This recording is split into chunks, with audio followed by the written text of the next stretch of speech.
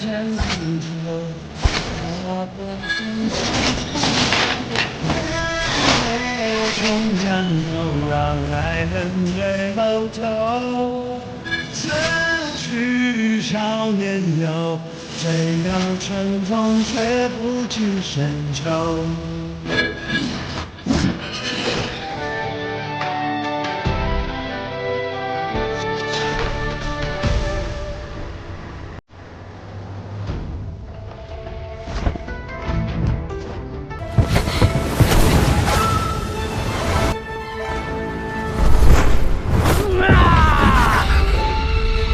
毒死你呀！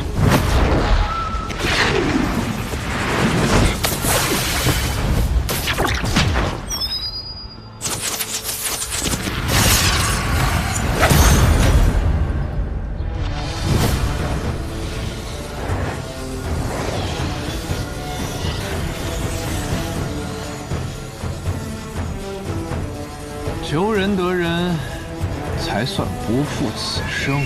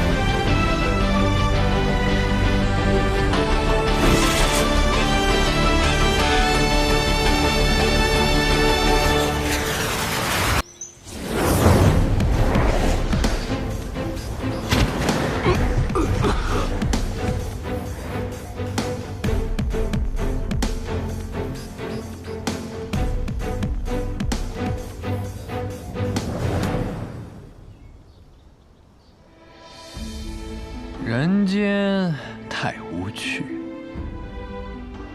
天上太寂寥，唯我凡事走，此间最逍遥。仙人啊，且把我的长生拿去吧。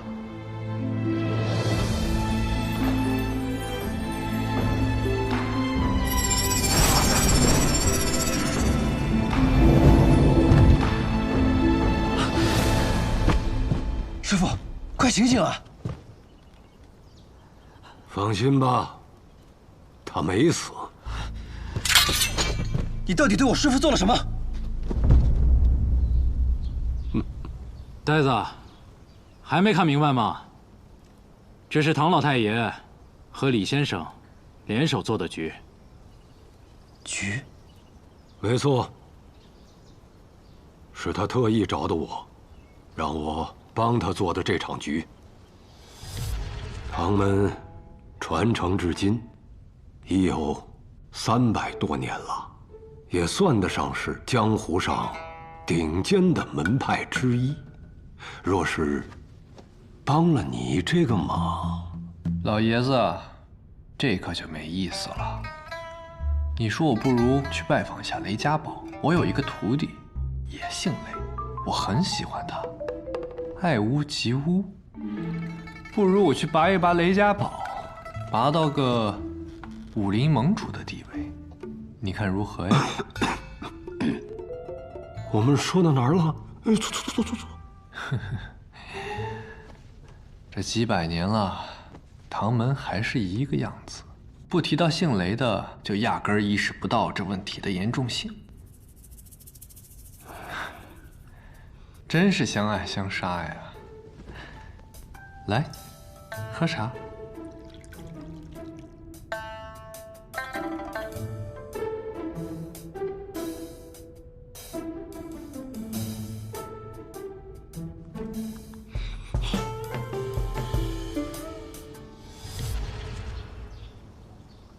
不过话又说回来，李先生为何是这般少年模样？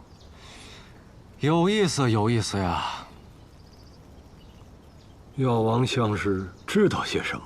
上古有大春者，8000岁为春，8000岁为秋。我知道一门武功，就叫大春，它是绝技江湖的门派，逍遥御风门的绝技秘法。而修得此功，要以药石为引，倾一门之力培养。而修炼之人，必是那百年不遇的绝世奇才。此功练成后，30年返老还童一次。哎，可这些我从来没有见过，只是听说呀。没想到今日，原来世间真有此奇功，能长生不老。那不知李先生此番目的究竟是为何？如果我没有猜错的话，他这是要谢功。谢功？谢功？李长生这次来找我，主要是想让我帮他卸去这身大春神通。可惜凭我一己之力，无法帮他这个忙。我就想借试毒大会，通过奇毒先窃取他逍遥御风门的药石之术，再由他自己自行卸去这身神通。他还特地安排了这场比试，不管是旁观的人，还是比试之人，经此之后，在武道方面定有所长进，算是他的报答了。可他为何要谢功？连月呀，看来你还是年轻。人在活着的时候，个个惜命短，可若真是给了你8000年岁月，你能耐得住这无涯寂寞吗？你爱的人一个一个的死去，只留下你自己。胡说！哎呦，师傅，哎呀，舒服呀！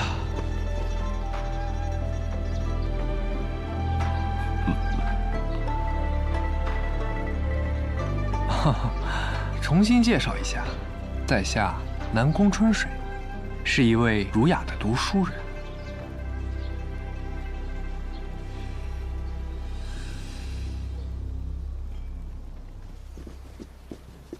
诸位，就先送到这里吧。此行惊起如此风波，只为我一己私利，还望唐老太爷莫要见怪啊！我的徒弟们以后都会名扬天下，而你会是他们有力的竞争者。他们有你，三生不灭啊！怎么，你是算命的？你这么一说，好像确实还算过2年。2个小崽子，我们走吧。2个？莫非司空长风？先生何事？也没什么大事，就是想问问你，愿不愿意当我南宫春水的徒弟？还愣着干什么呀？赶快答应啊！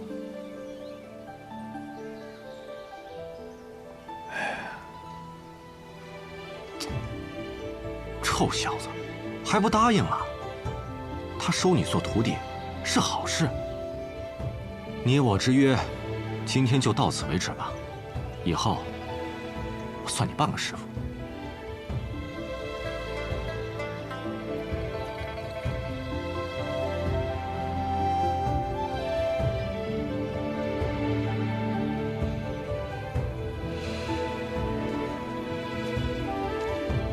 多谢师傅。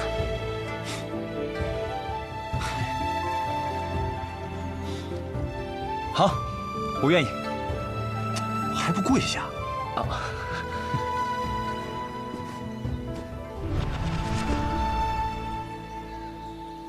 师傅在上，受徒儿一拜。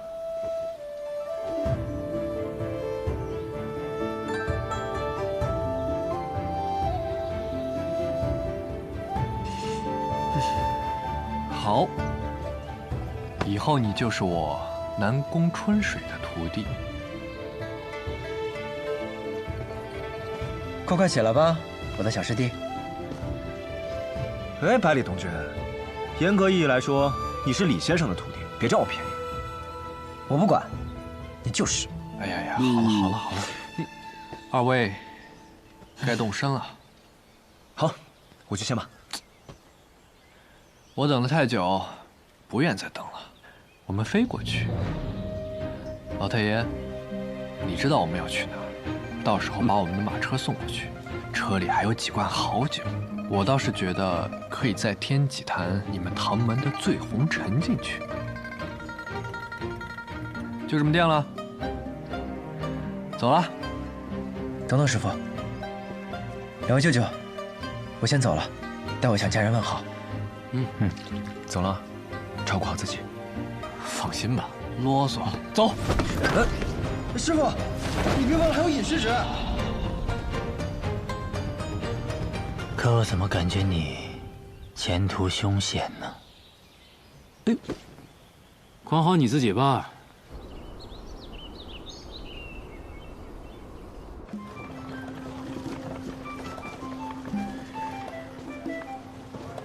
哎呀，徒弟们怎么有点紧张呢？我这就到了。师傅，我们不是要去雪月城吗？怎么这上面写着下关？这座城啊，以前叫做大长河，虽然名字里有一个大字，但实际上它很小很小。此地地处偏僻，风景优美，与世无争。后来来了4个绝世之人，于此隐居，却又阴差阳错吸引了越来越多的人来此，这座城也就越来越大，最后分成了上下2城，一为上关，二为下关。下关风，上关花，苍山雪，洱海月。后来人们就把这上下2关统称为雪月城。我刚才说的这4位绝世之人当中，唯有一名剑仙有一脉后代留下，人们就推举这位后代成为了这雪月城的城主。到现在是一名女子，这名女子喜穿红色，眉心一点朱砂，面容绝世，剑法通天。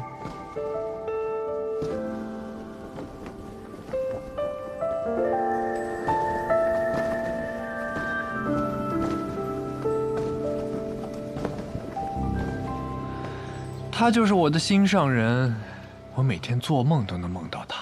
哎呀，我真的是太喜欢她了。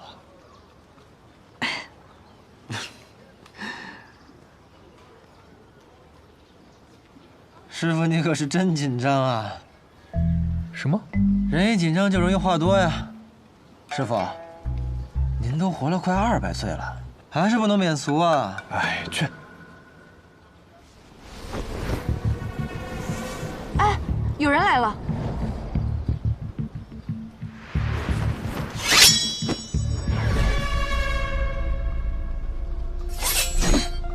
别紧张，自己人。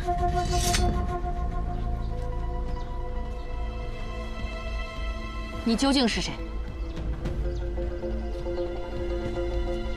洛姑娘，好久不见，失礼了。在下南宫春水。我怎么不记得我认识一个叫南宫春水的人呢？那是因为我们见面时，我还不叫这个名字。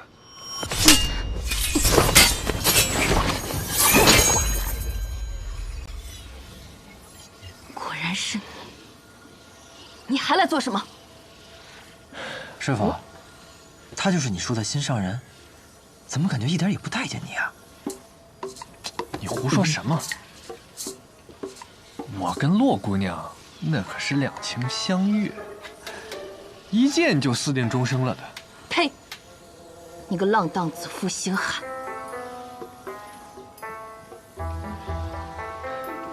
洛姑娘这么多年不见，脾气还是一样的火爆。你是天下第一，我杀不了你，但我也不想再见到你了，滚！哎，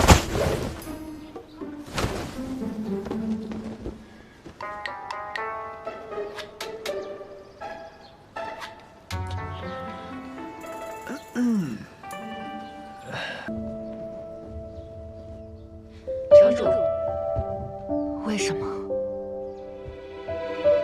为什么他说了那样的话，还能若无其事的回来？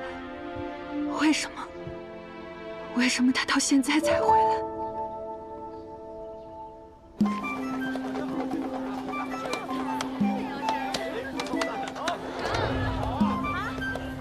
尹世子，金清华，帮我保管好啊。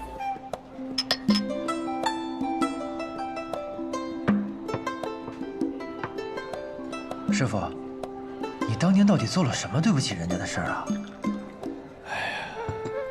其实吧，也没什么。就是我想着，两人既然已经定了终身，那总得坦诚相待吧。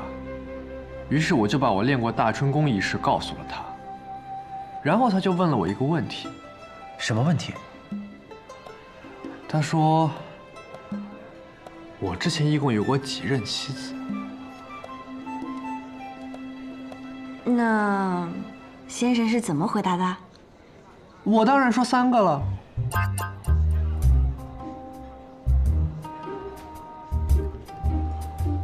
像我这种洁身自好的人，一世当然只能有1个妻子，绝不可能多。那我知道为何洛姑娘说先生是浪荡子了。一世只有1任妻子，听起来倒是没什么问题啊，是吧？是啊，啊。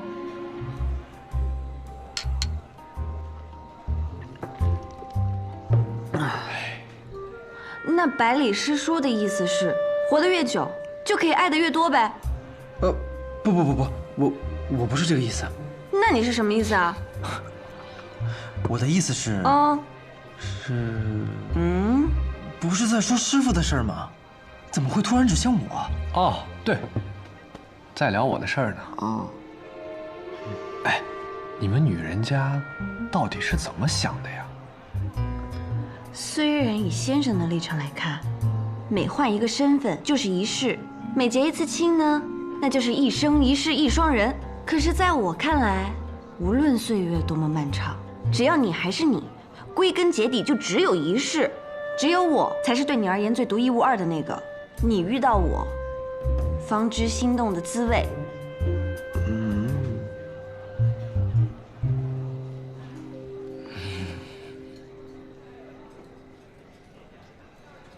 师傅，那你说完以后，他怎么说的？我说完之后，他面色有些不好看，但是也没有立刻发作。他又问了我第2个问题。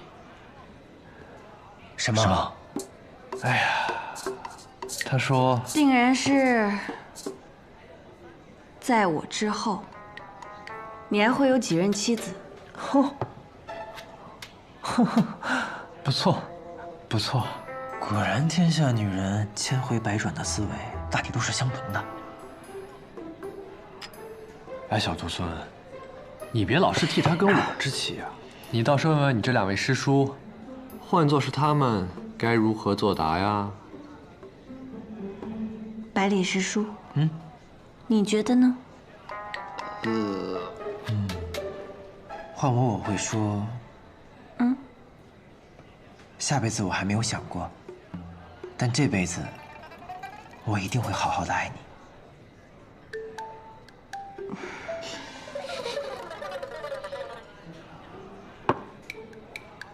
司空师叔，那你呢？要我呀，我就说，在你之前，我一直认为感情不过是相伴一时的东西，一人死了便是结束。但遇见你之后，我才发现原来感情可以跨越时间的界限。所以经你之后，我再无其他爱人，再无妻子。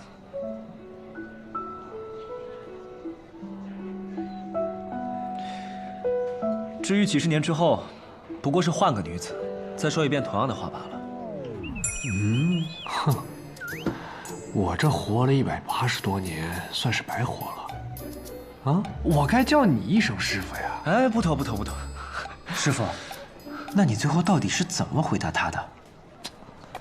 哎呀，我那天也喝了不少，有点醉了，我就跟他说，我说，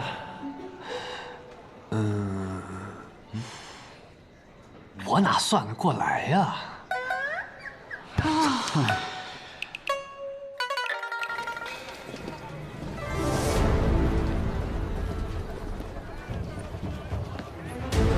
天阁，这是什么？雪月城登天阁一共16层，每一层都有一位高手镇守。越往上，这把守的高手啊就越厉害，尤其是最上面那几层，都是江湖中传说级的高手，功力高深莫测。只有闯关的最高层，方能一眼窥雪月。这么厉害？是啊，不过也没什么，因为我就是传说本身。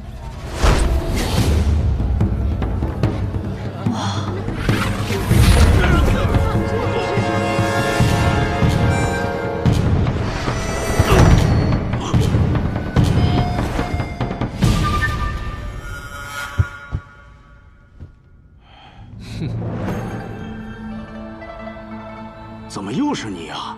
以前老城主让你来拦我，现在少城主也让你来拦我，我倒想问你，怎么又是你呀？10年未见，你怎么变年轻了？哼，因为我是仙人嘛。嗯。师傅这铁头功可真是厉害啊，屡试不爽啊。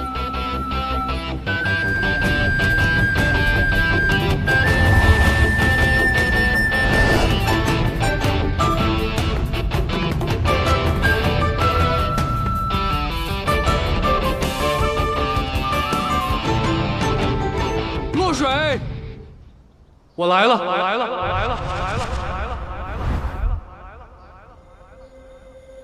曾经你说，相对于武夫，你更喜欢学堂书生，于是我便执掌了学堂。这天下人见我呀，都要尊称一声学堂李先生。可是李先生已死，这一世的我叫南宫春水，这一世我要做一个儒雅的读书人。曾经，你问过我一个问题，但是那时的我回答错了，现在的我要重新回答一遍。我，南宫春水，这一世往后，就只有你一个妻子。曾经的我以为，男情女爱不过只是一时的，一方死了，也就结束了。直到我遇见了你，我才明白，原来感情是可以穿越时间界限的。所以你是打算等过几十年后，把这话换个女子再说一遍吗？司空长风，老手啊！我哪知道我随口一说就猜到所有情节了。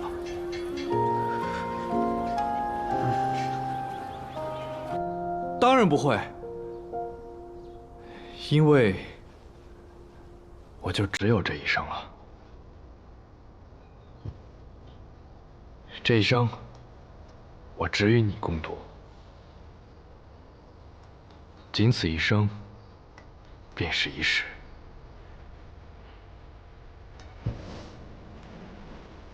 远方出现，燕雀切切穿林间。这夜云烟，风落但梦还未绝。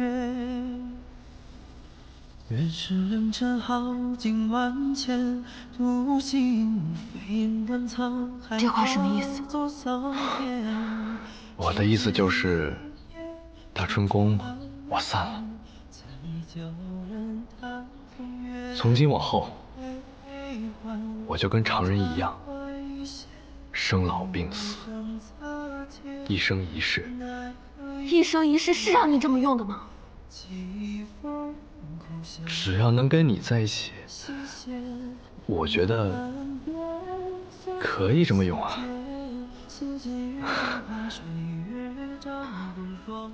真是个傻子。不会，又要赶我走吧？所有人都羡慕的长生不死，你就这么不要了？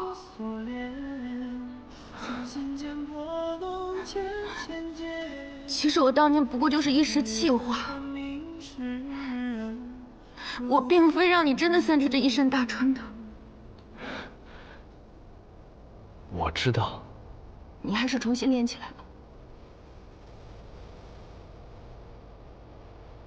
这大春功啊，散了就散了，练不回来了。再说了，我这师傅、门派什么的都没了，也没人能帮我练回来。你就是故意的，你故意这么做让我心中有愧，你这是在报复我。哎呦，我没有。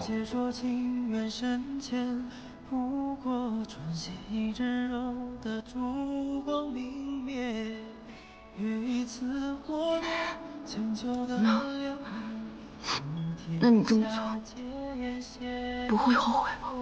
不会啊。你想，我都活了180多年了，直到遇见了你，我才发现自己其实还是那个少年。少年人做事本就该冲动，所以此生我不悔。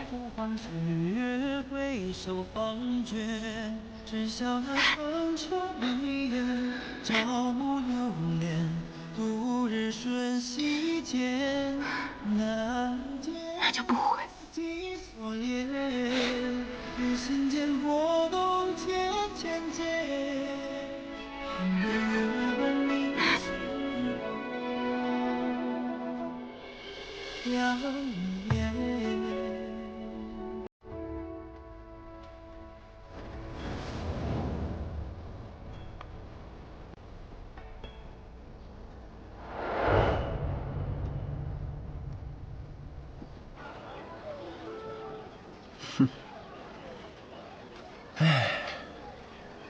这就是书上最愿写的，人们最愿看到的。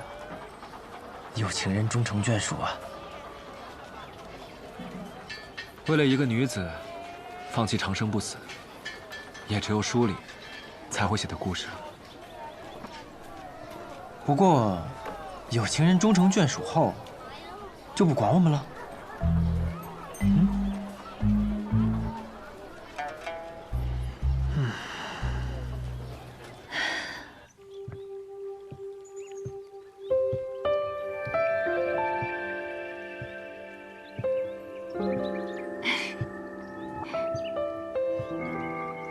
你笑什么呀？笑你啊！笑我？我答应与你同行，就这么开心啊？当然了，因为这可是我人生的第一等钥匙，也是我成为南宫春水的唯一意义。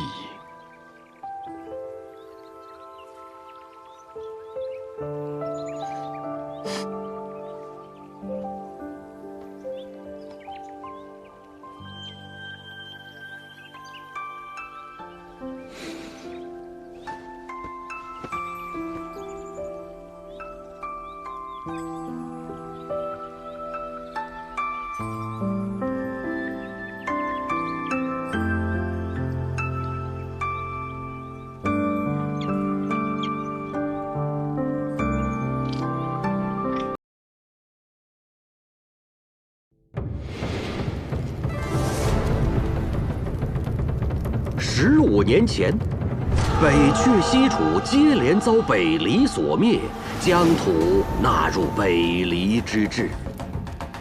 北阙有部分移民北上，于冰原之外重建势力，意图复国；而西楚故民则彻底融入北黎。昔日的西楚大族晏家，更是经过多年经营，成为了北黎西南道最强大的两派势力之一，和出自北黎的世家顾氏分庭抗礼。直至太和15年，顾家家主顾洛离暴毙巴别城，西南道魁首之争终于拉开序幕。晏家家主晏别天趁顾家无主，强行欲与顾家二公子顾剑门联姻。风雨欲来，各方势力蠢蠢欲动。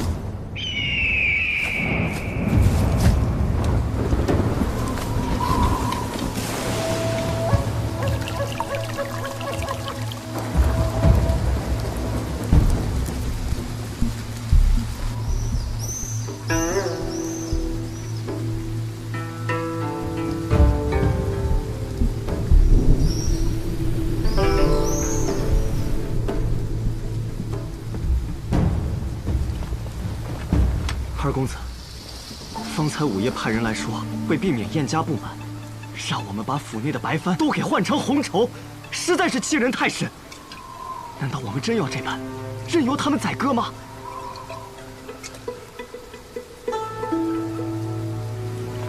少师兄长请人为我批命，命书上说我一生壮志，空负凌云，死而不得其所。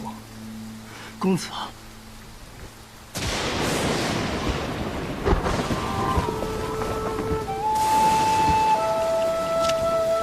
公子，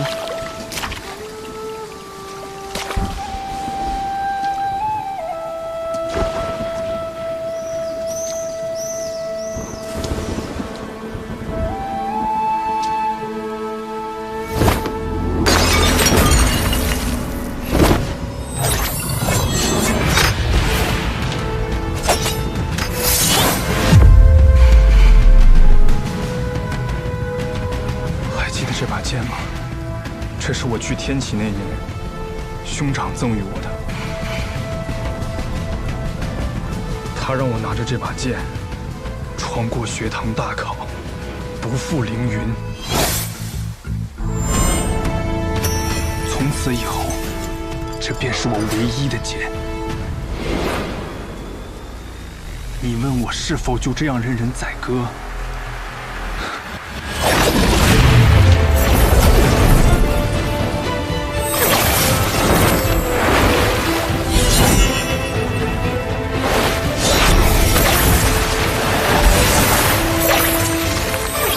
剑门16路天启，纵马扬鞭，踏遍19画洞，翻斩秋入白衣最飞天。我此生最不怕的就是拔剑，最不信的就是命。燕家在此时联姻，意图吞并我顾家，简直可笑。既然他们觉得白帆不齐，想要红绸，那就让鲜血染尽这些白帆吧。我可是狂徒啊！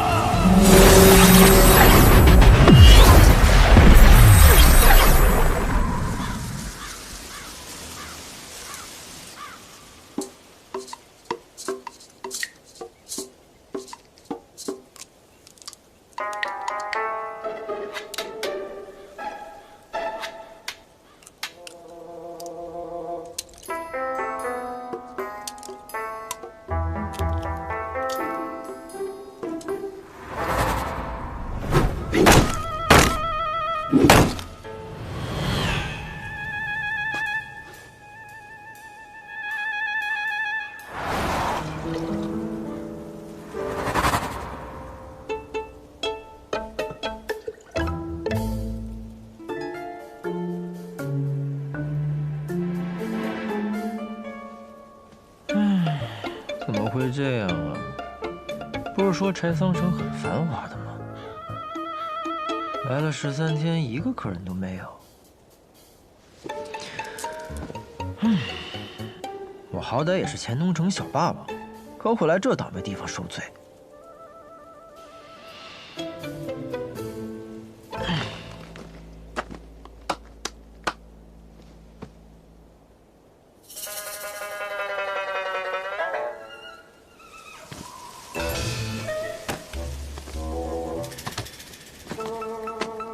大哥，进来喝一杯。不收你钱，就当交个朋友。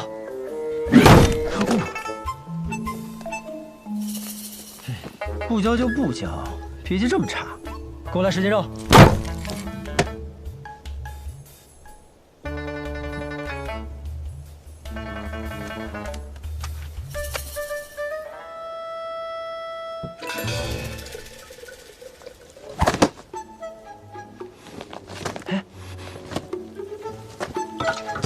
开，别挡着我看我家小西施。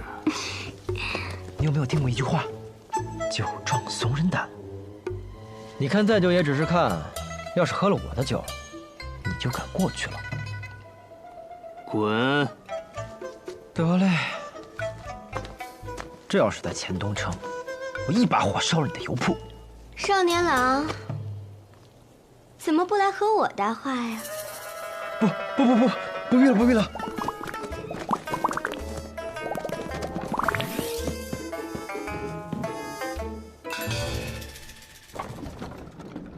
哎，起床了，宋长风。宋长风，嘿，你个懒骨头，哪有店小二起得比掌柜的还晚的呀？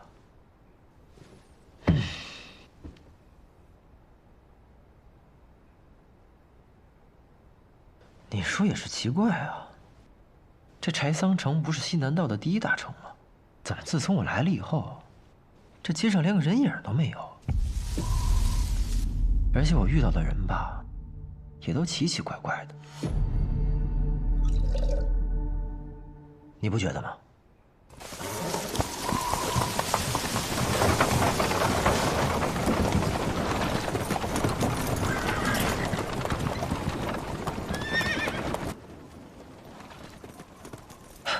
来客人了。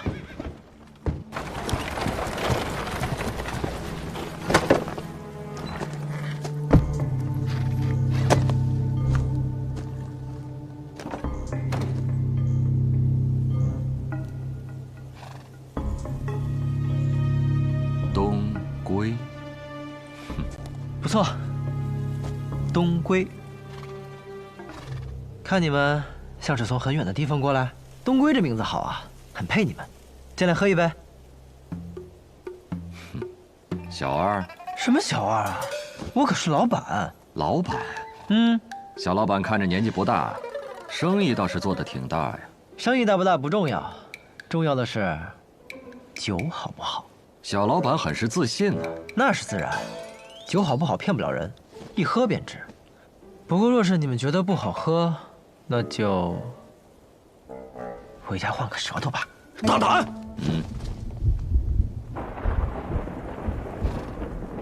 看这天似乎又要下雨了，既然已经来到了这儿，不如进去喝一杯，歇歇脚。走。哎，我的酒可不是随便歇歇脚就能喝的酒。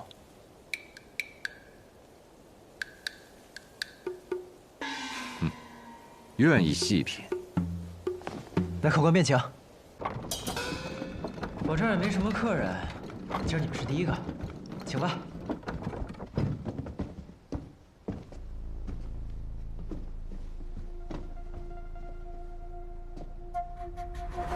不是已经有一人了吗？他可不是什么客人，他属这儿的店小二。小二。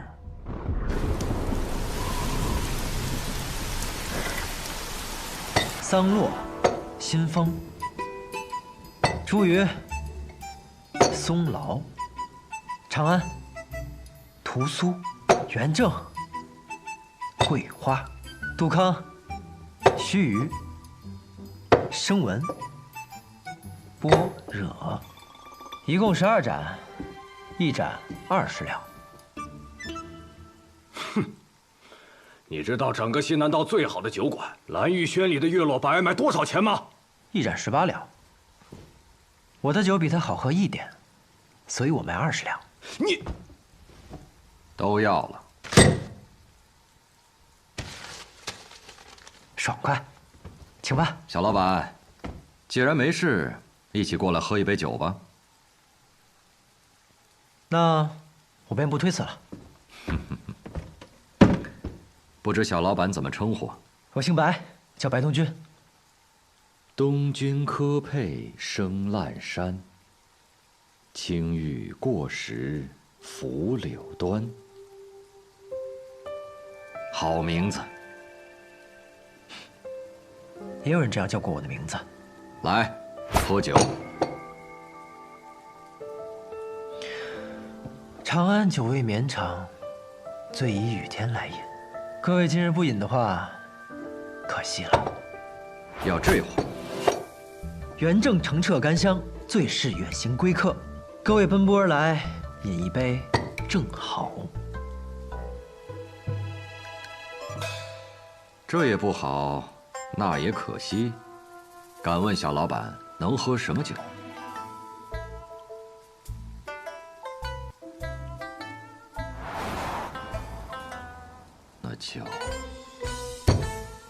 那就须臾吧。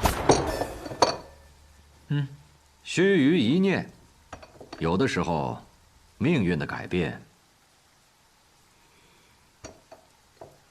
往往就在须臾之间。小老板，这杯我便先饮了。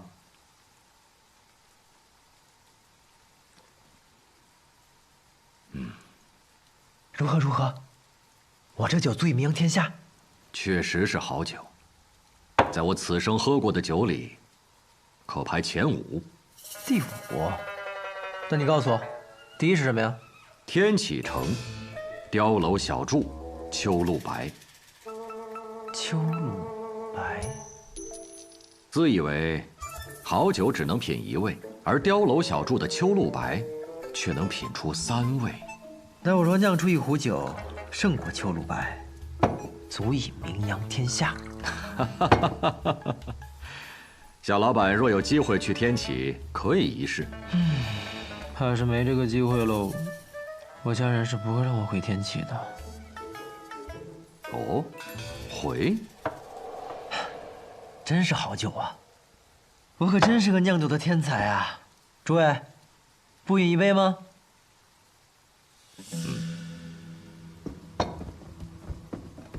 这元正确实清爽回甘，确实不错哈。那边那位店小二，请你喝杯酒吧。来找事的。啊，有酒就行了。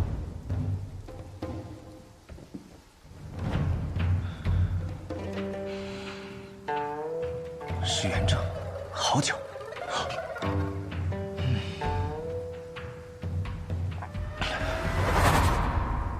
不够。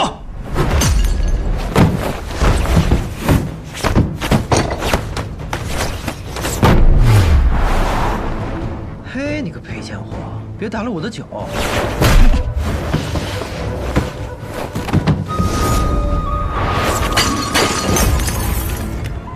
我的酒！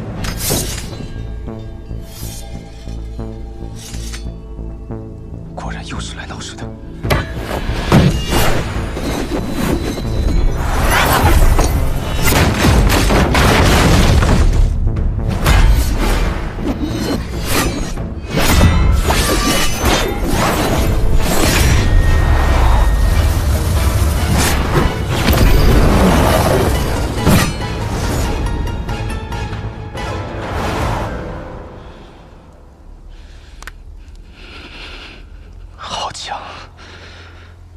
追须强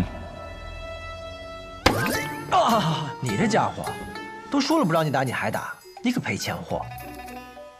注意客官，我家店小二就是个江湖浪人，不懂礼数，莫怪莫怪。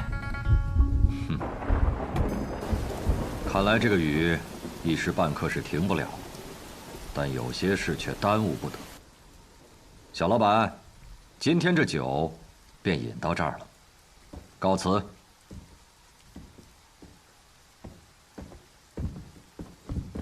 学正，饭什么带呢？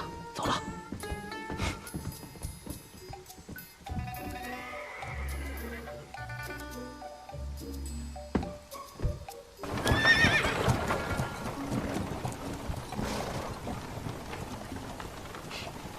这里面啊，还有一个人。我闻出来了。闻？你闻香，女人。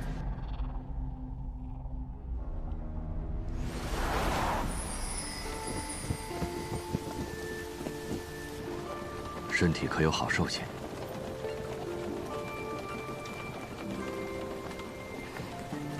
兄长，不碍事的。那酒肆到底什么底细啊？里面有个小老板，年纪不大，应当不会武功。他旁边的小二倒是会些功夫，但也不算太强。不过，这些现在都不重要了。为避免节外生枝，我会派魁正和学正将他们抹除。没想到啊，掌柜的，年纪轻轻，这么好色。我清清白白的，你可别乱说，坏我名声。不过是那熏香，我娘借用我。我早在1个月前就已派人控制了整个龙首界，唯有这间屋子，我摸不着底细。原以为只是一间实实在在的无主之宅，没想到临到关头，人出现了，还开了一间酒肆。尝尝，是好酒。人嘛，也算挺有意思的。还问我这酒能不能名扬天下？桑露，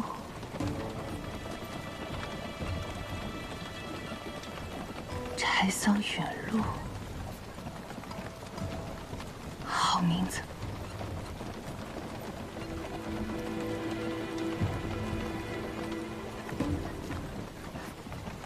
也确实是好酒。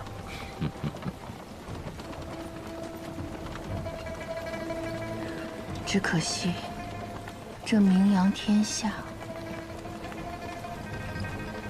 他怕是等不到。西南道近日有一件大事，而且是个大喜事。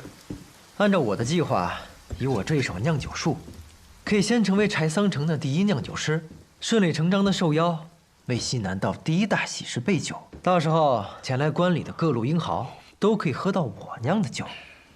如此一来，等等，什么大喜事啊？你不知道？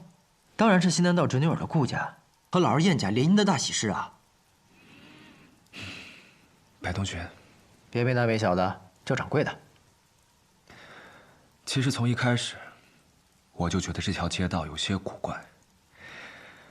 我只不过是贪图你的美酒，便留了下来。可现在有些后悔了，我应该早早就走才是。你什么意思呀？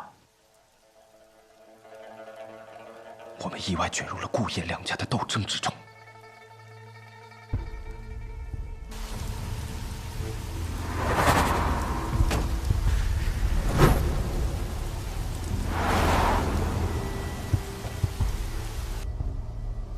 不止他们，还有刚才那一顿人也是。哼，唉，我浪迹江湖这么多年，这点嗅觉还是有的。那你秀一秀，他们为的是什么呀？方才你不是说顾家和燕家要联姻吗？可这顾家大公子前些日子忽然暴毙，如果这门喜事是真的，那这喜事太蹊跷了。这人都死了，还结什么亲啊？顾家还有一位公子，你有没有听说过这样一首诗？风华难测清歌雅，琢墨多言凌云狂。柳月绝代莫尘愁，清香有才留无名。这也太不押韵了吧！哎呀，这是白小堂发布的公子榜，只不在押韵，而在贴切。讲的呢，是我北离的8位绝世英才：城府极深的风华公子，风雅精致的清歌公子，一口三舌的琢墨公子，狂傲自私的凌云公子，容貌绝代的柳月公子，面如黑炭的墨尘公子，才华绝世的清相公子，以及空缺暂留的无名公子。那这和柴桑城还有顾家又有什么关系啊？这凌云公子啊，姓顾，所以说顾家的这场联姻，新郎官就是凌云公子顾剑门。凌云公子，这听着便是奇妙啊！走，走哪儿啊？去顾府，要顾剑门来喝酒啊！凌云之气一飞冲天，听着便会是个了不得的大人物。等他喝了我的酒，去外面吹一吹，我名扬天下指日可待。好，可别走。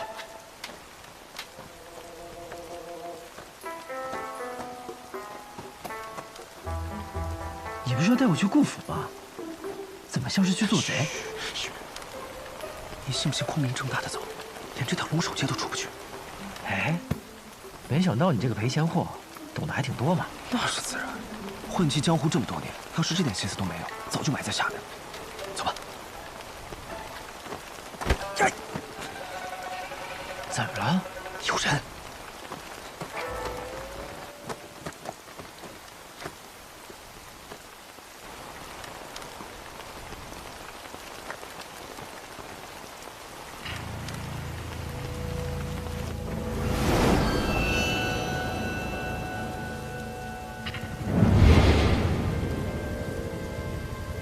司空长风，快看，这天怎么突然黑了？嘘。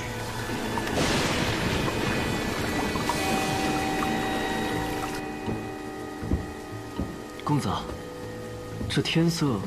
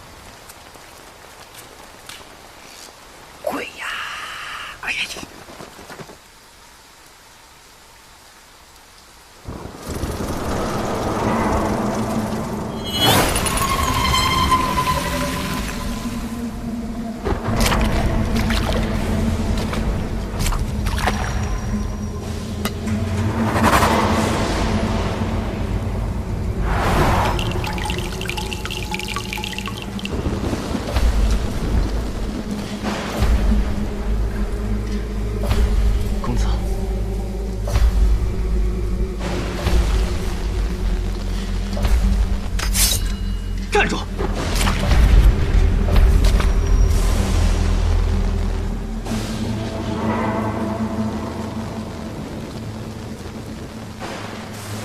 是来自暗河的贵客吧？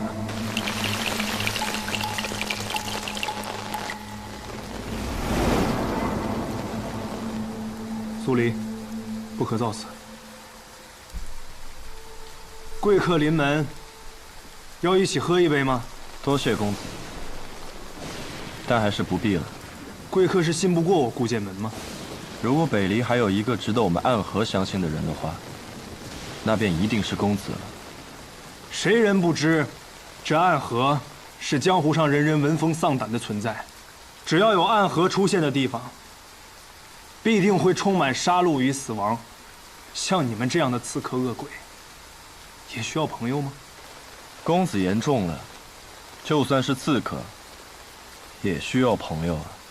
就像我们暗河选中了公子，是认为公子有些事儿可以帮到我们，而我们也可以帮公子做一些事情，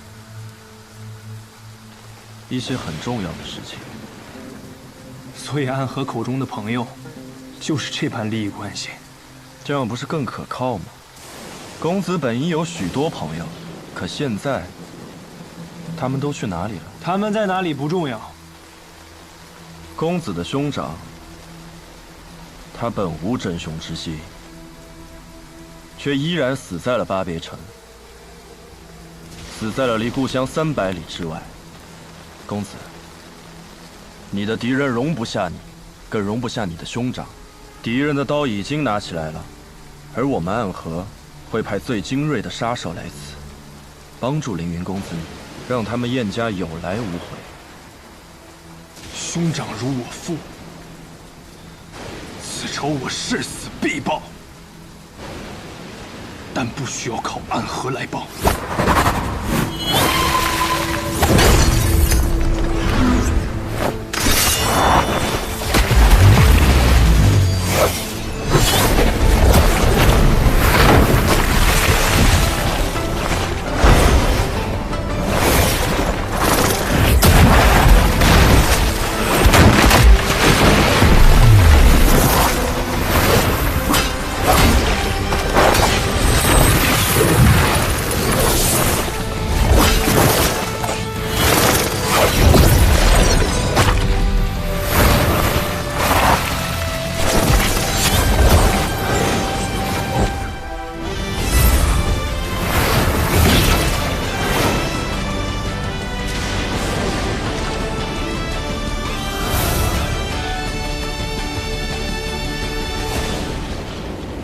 名剑月雪。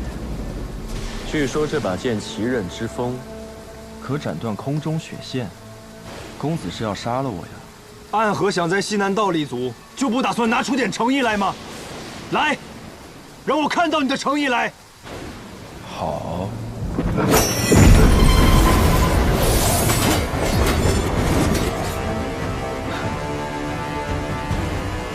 好。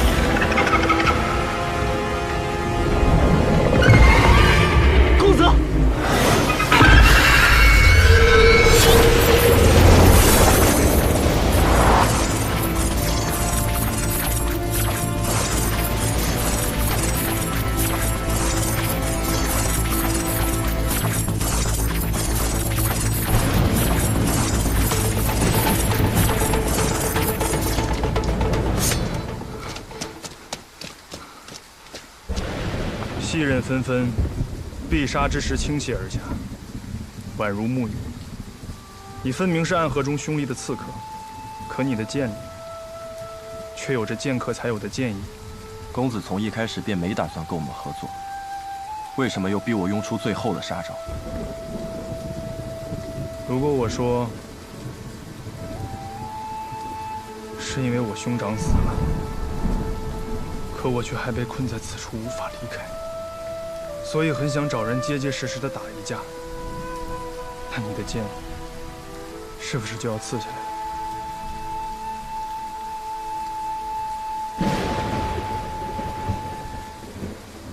公子若考虑清楚，可去青松客栈询问，我会在那里等公子7日。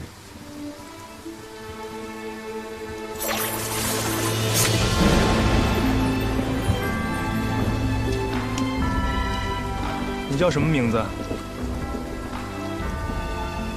我本不应该有名字，但我愿告诉公子我的名字。我叫苏沐雨。公子再见。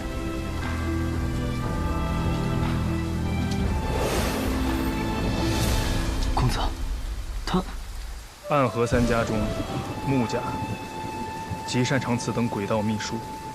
苏沐雨来到这柴桑城，必然不会是一个人。这墙外，必定还会有穆家的人为他护阵。就连这突如其来的黑天，亦是他们的手笔。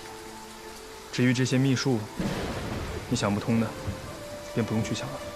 那他刚才说的是，暗河不请自来，背后图谋令人胆寒。我们的敌人，只是人世中的凶徒。可来做交易的，却是地狱里的恶鬼啊！那鬼应该走远了吧？奇哉奇哉，这天怎么又亮了？我有种不好的预感，咱们先离开这儿吧。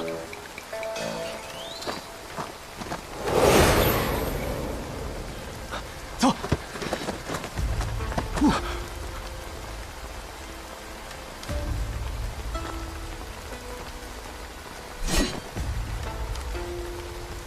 你们两个看到了什么？十三鬼，他们可在这里等了许久了呢。我们什么都没看到啊。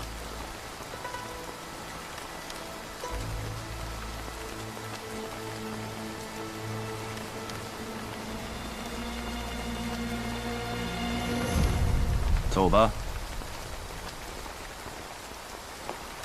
离开这里，最好离开这座城。这三鬼，还不快走！多谢。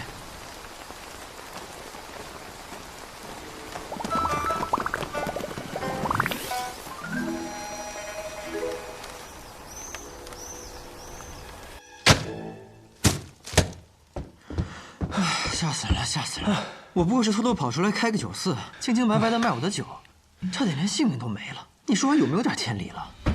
掌柜的，不是吧？那是东家起火，西家冒烟啊！啥？一波未平，一波又起啊！沈老板，怎么才回来？这是去哪儿了？我还要跟你买酒呢。哎。实在不巧啊，酒都卖光了，改日吧。改日？改日可就没有机会了。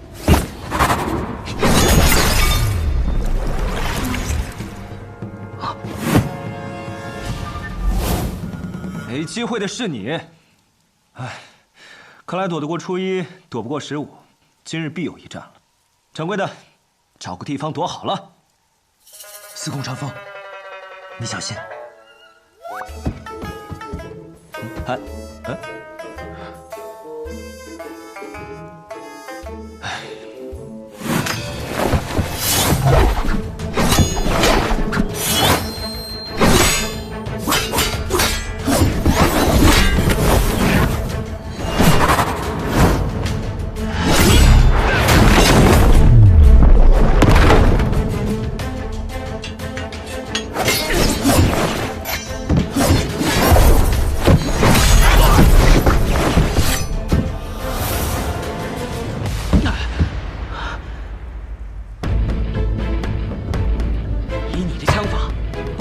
之辈，报上名来！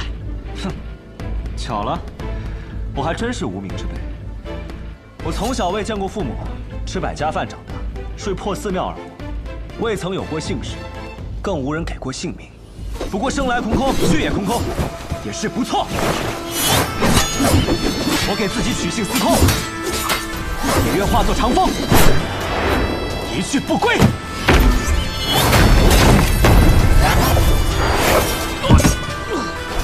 武将，司空长风。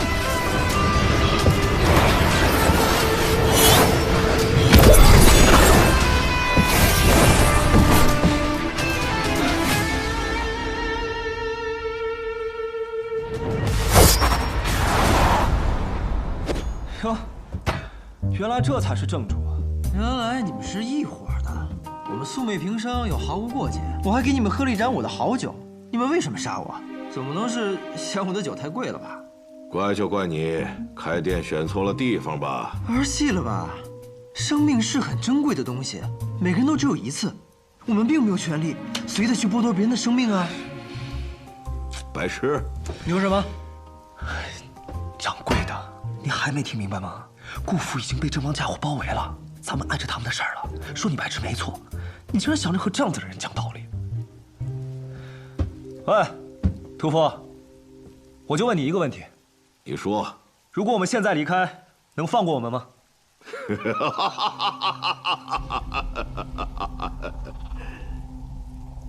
不能。那就不废话了，打吧！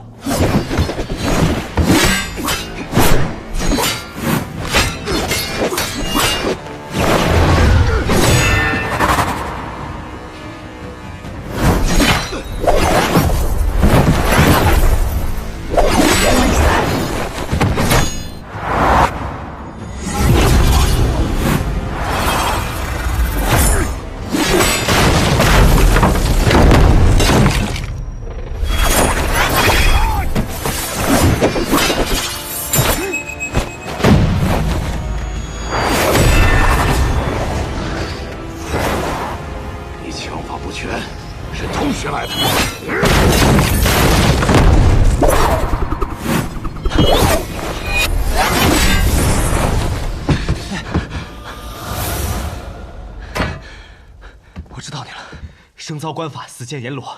你是金口阎罗严千岁。掌柜的，你先跑！我千里迢迢的跑过来开酒肆，也不是没有准备的。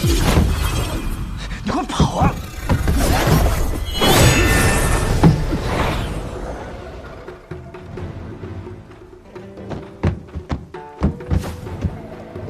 少年郎，去哪儿啊？你躲什么呀？是姐姐不够美吗？当然不够。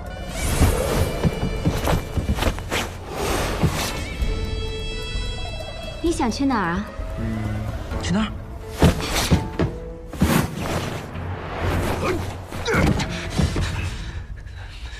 你怎么还没跑？你叫我上面。倒是小看小老板了，没想到你武功平平，轻功倒是不错。只是想从我这里过，就这几步，还不够哟。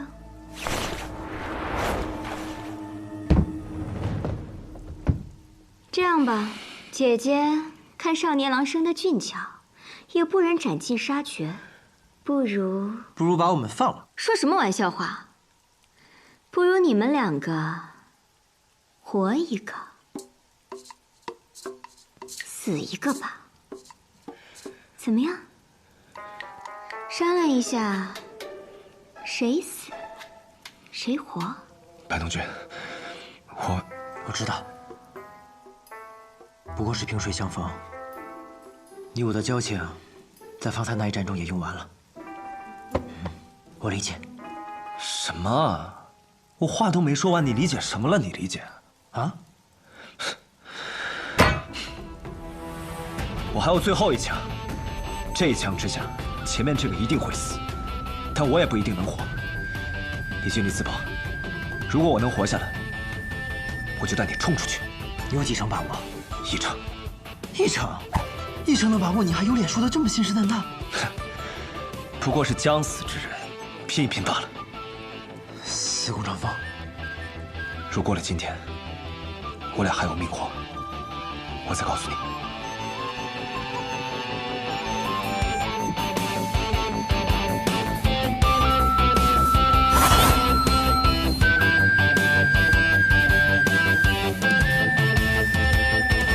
死什么呀？不死！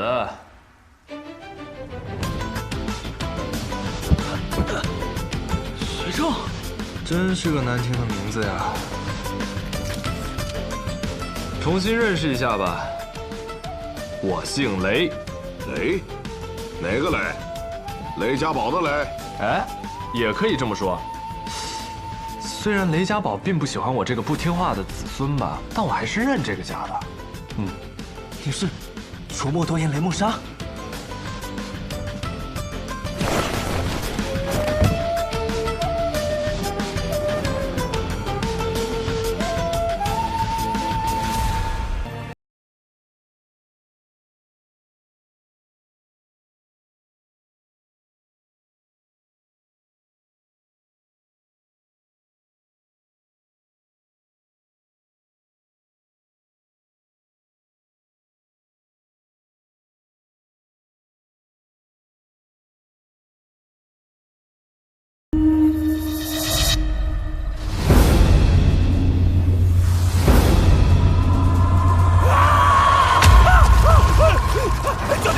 别拉我！别拉我！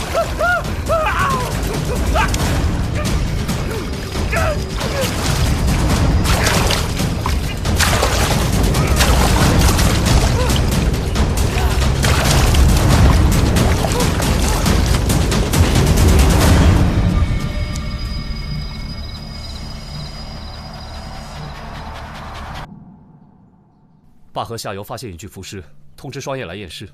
可是双叶犯了风寒，病了，高烧3日不退。他不来，案子也得查。大理寺其他的仵作呢？咱一共就仨仵作，一个去廉颇村查案，一个回乡探亲去了，再有一个就是双叶烧着呢。老大，这验尸有那么难吗？我呀，我去就好了。那是具女尸。哦，去把子苏喊来，再找画师来画个像，发个榜文，叫人认尸。好，等等，别说认尸，只说认人。明白。子苏，子苏，给你就拿着，跟我客气啥呀？子苏，收下吧，收下吧。这太贵重了。不贵重，不值几个钱。子苏，子苏，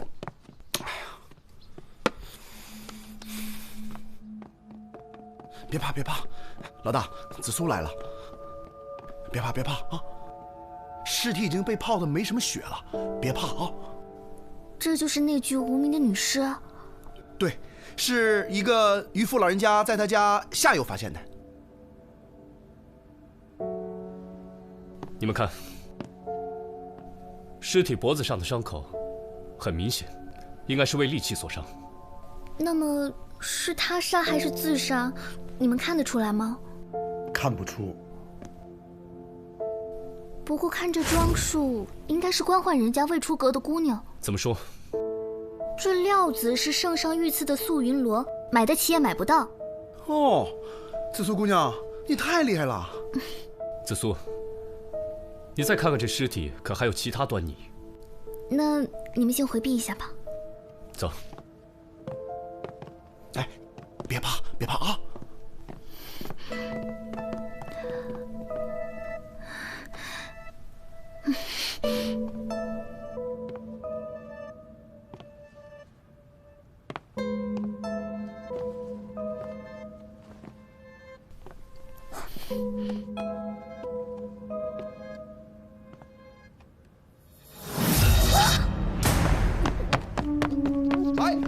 哎，别往衣服上吐啊！哎呀，吐吧。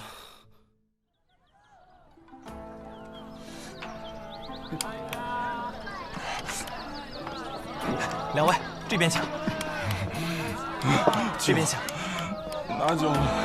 萨巴多罗来了，烧一碗醒酒汤，别让他给我找麻烦。好的。四娘，紫苏姑娘来啦，又有什么新案子吗？有。如果有人看见画像上的姑娘，你让她到大理寺去。没问题，我找人来帮你好吗？好。不是，帮忙。哎，紫苏姑娘。不是，你把这幅画挂在最显眼的地方。好的，我去拿镜子。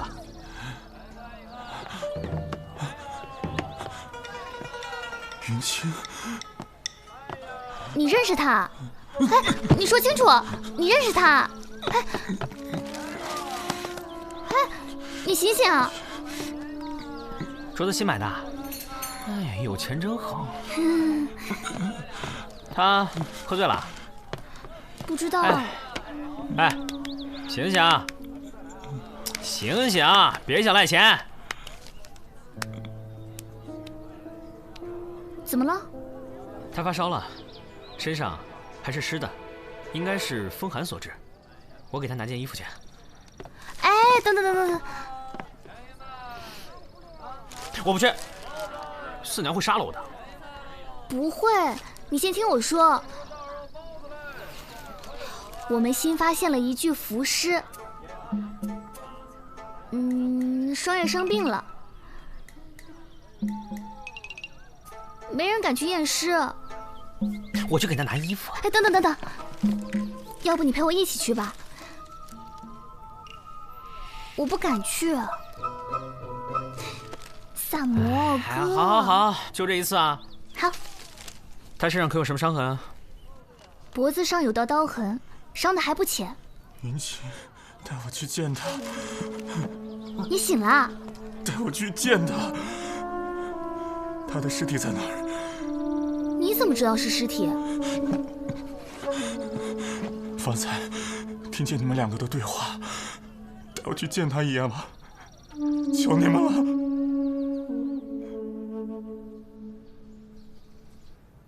禀告少卿，有人提供线索。带进来。是。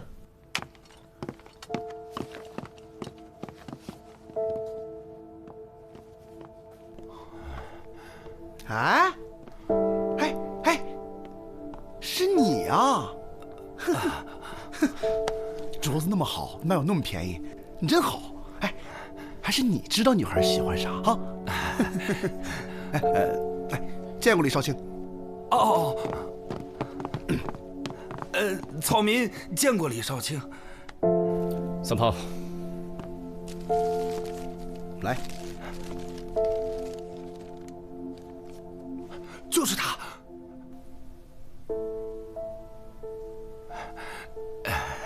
怎么了？说呀。草民提供线索，是不是应该有一点赏金啊？这样，你先说说线索，看看值不值钱啊？好。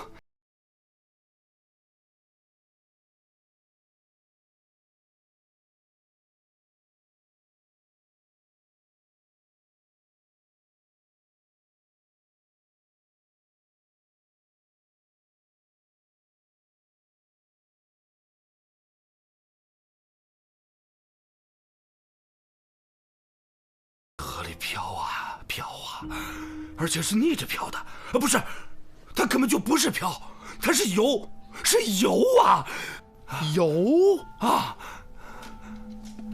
不对啊，这具尸体我们验过，她就是普通的女尸啊！我告诉你啊，不许胡说啊！我没有胡说呀，他是冲着我游过来的，我还差点被他拖下水，死命的拖着我的腿往下拽，哎呀，吓得我的腿都软了，我。少卿，门口有一妇人求见，说是画像上女子的母妈，户部林侍郎府上的。三炮，你去接待一下。哎，官人，小人的赏钱。嘿，带他下去领赏。谢谢官人，谢谢官人。走吧。请走。谢谢官人，谢谢。这就是紫苏姑娘那个线人，是。把她先带下去，喝点水，醒醒酒。是。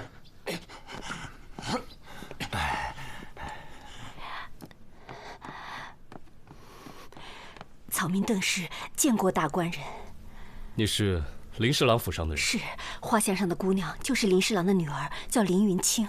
我家云清身体不好，一直待在家里。昨日外出游玩，不想和仆人失散。敢问官人，我家云清现在在哪儿啊？我家主人已经急坏了，还望官人赶紧带我去见他。随我来。是。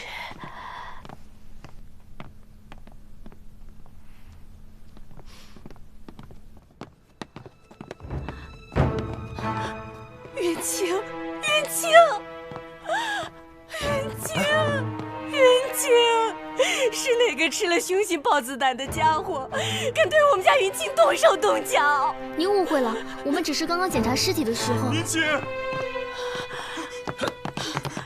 畜生！你居然有脸来！你这个禽兽不如的狗东西！是你害了我们家云清！你赔我们家云清的命来！你赔我们家云清！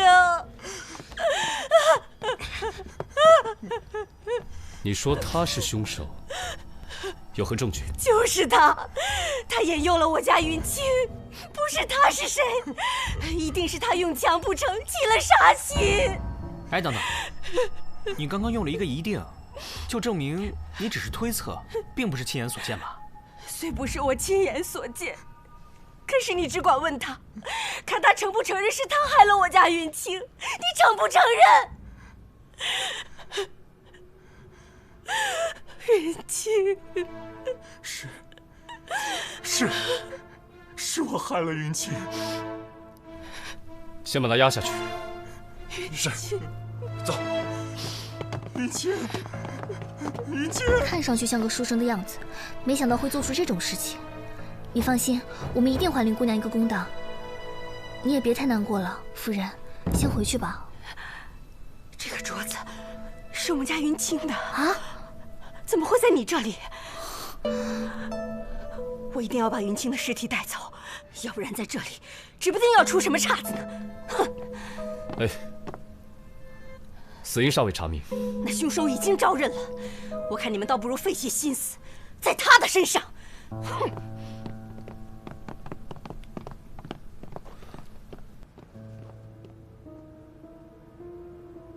这怎么回事？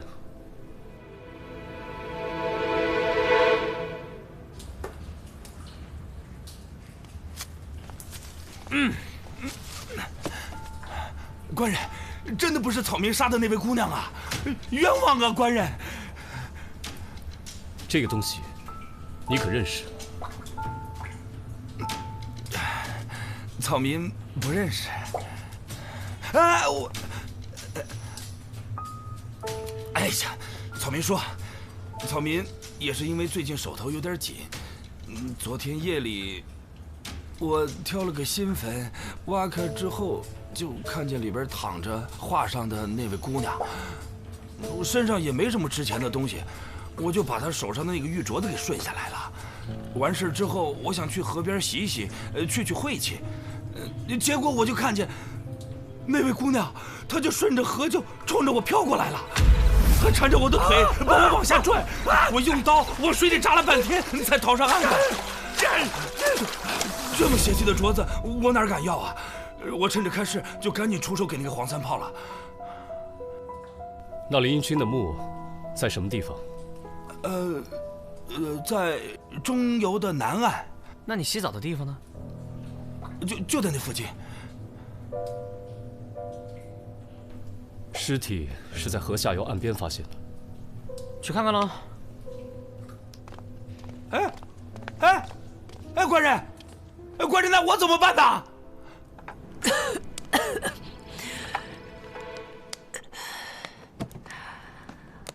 姑娘，你们都往那边站站，别脏了你们的衣衫。那边烟气没那么重。大娘，我来吧。哎，大娘，我看您怎么烧的都是尸柴啊？是啊，烟气重了些。这儿啊，就我跟老头子2个人住着。今儿早上我又闪了腰，没能去拾柴火。老头子就把那捞来的木板给劈了，和干的一块儿烧了。烟气重，公子、姑娘，别见怪啊。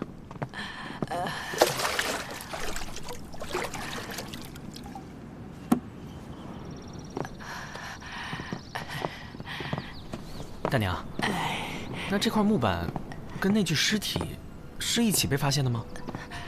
是啊，这尸体还有那木板，都是被水冲到岸上的。还是那些来收尸体的几位官人帮着拖回来的。他们真是好人呐。我想着这么大一块木板，看成柴火也能多烧些日子了，也省得我这老胳膊老腿的跑那么远的山路去上山砍柴了。哎，大娘，剩下的柴能让我们看一下吗？哦，都在这儿。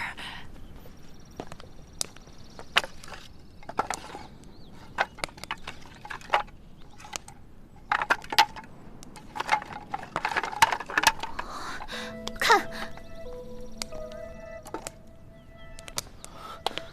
绳子断口处很齐整，应该是被利器割断的。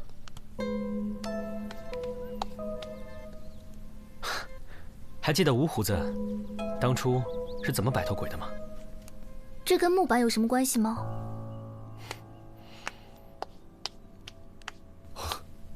我明白了。你明白什么了？哦，你们的意思是，林姑娘被挖出后放在木板上，然后有人用麻绳拉木板运尸体，那说明吴胡子就不是被鬼缠身，是被麻绳。吴胡子干了亏心事，所以他紧张之下也顾不得分清是什么纠缠自己，拿着匕首乱砍一通。但是呢，阴差阳错，他割了绳子，所以木板就一定是顺流而下，尸体也就不见了。那么谁会偷林小姐的尸体呢？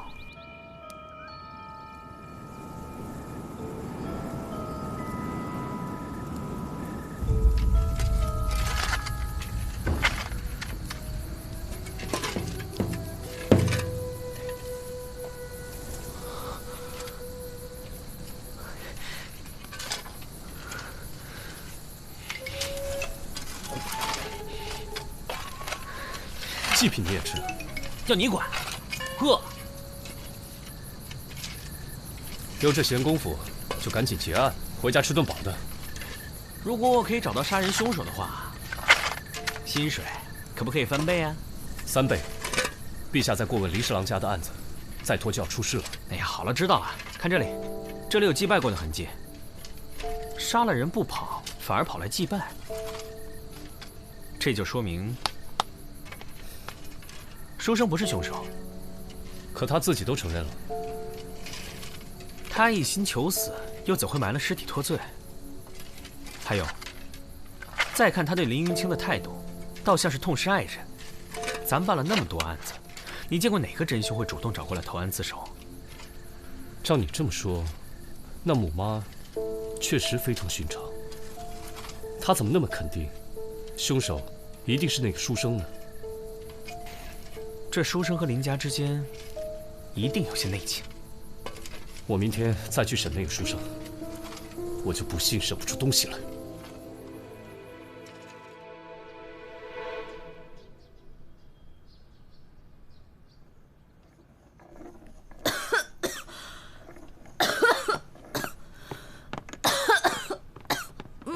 哎呦，我的小姑奶奶，你消停点行不行啊？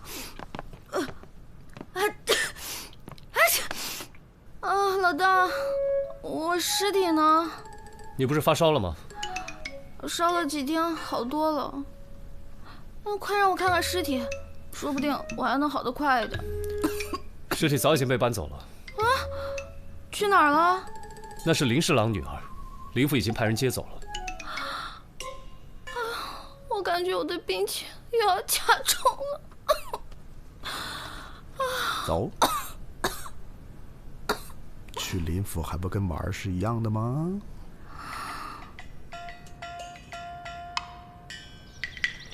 这边请。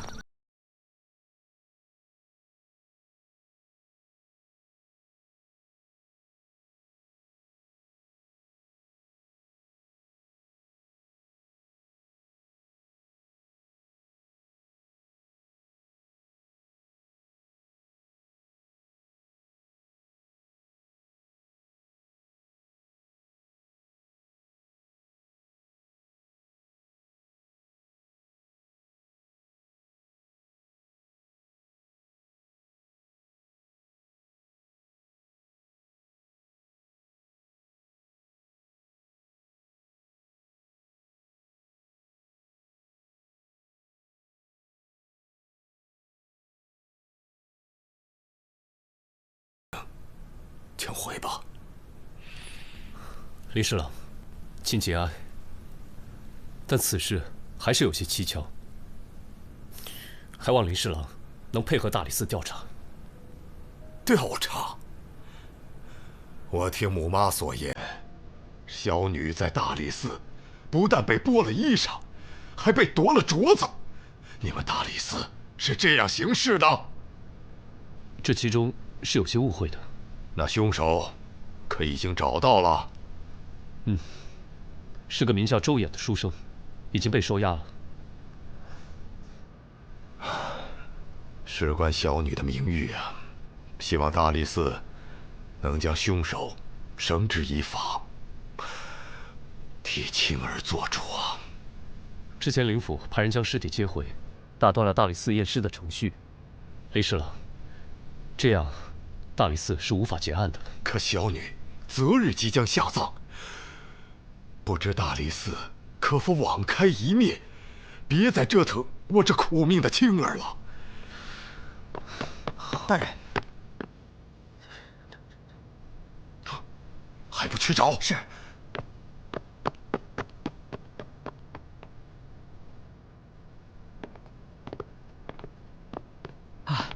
我们俩不小心在您府上迷了路，还望林侍郎见谅。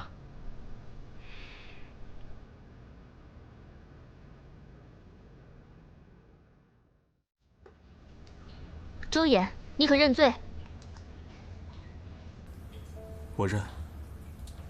你挖出林云清的尸体，放在木板上，以绳牵引渡河，是这样吗？是。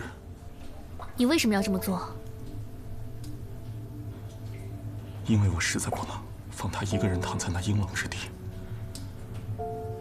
我和青儿之前曾有过约定，我们约定远离这追名逐利之地，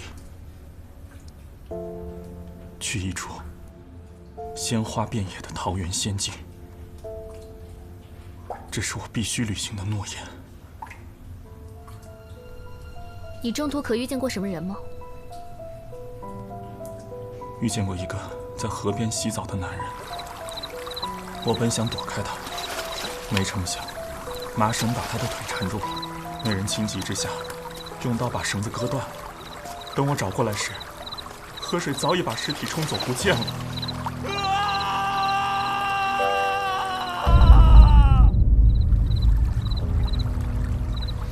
你一杀二埋三挖，然后自己找上门来，投案自首。若说其中没有隐情，怕是没人会信。有无隐情，与我认罪无关。那杀死他的真凶未能归案，你也无所谓吗？他是自刎的，但因我而死。我唯有以死才能为报。你怎么知道他是自刎的？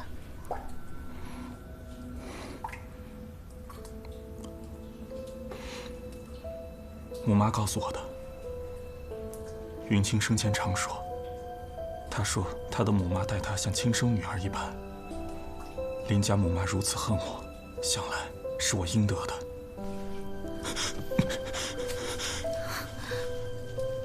上官姑娘，请成全我们吧。云清去了，我也不想活了。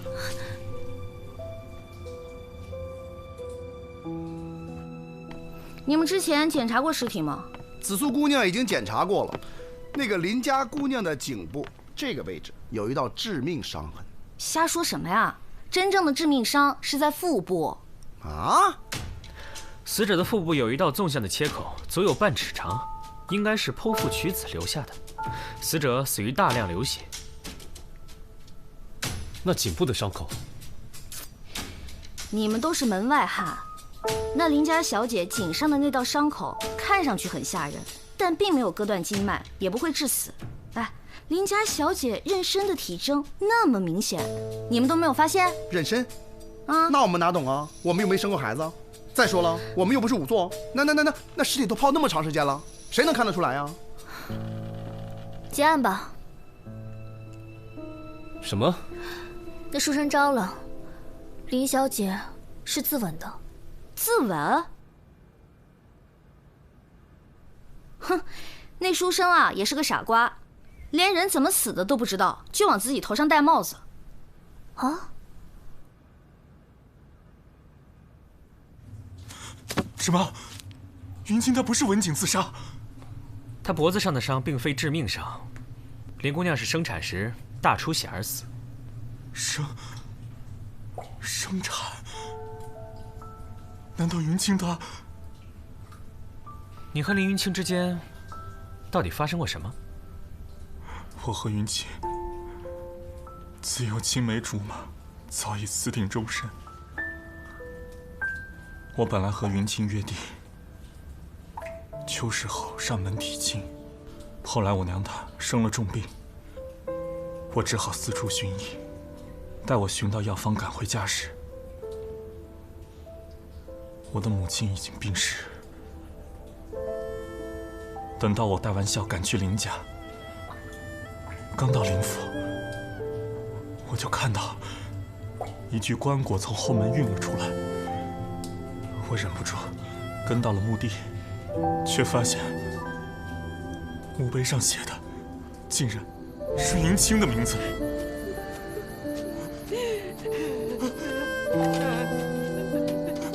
云清，你走开！你走！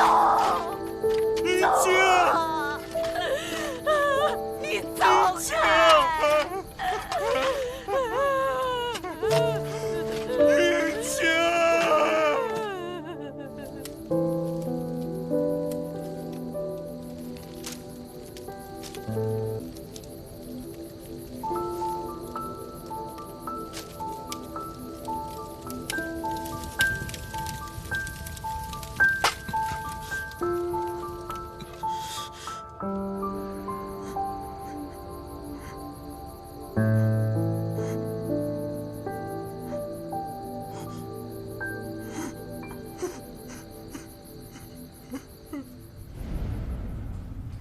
我见他颈上有伤，母妈又那样恨我，想来她以为我不会再来，所以才怨恨而死。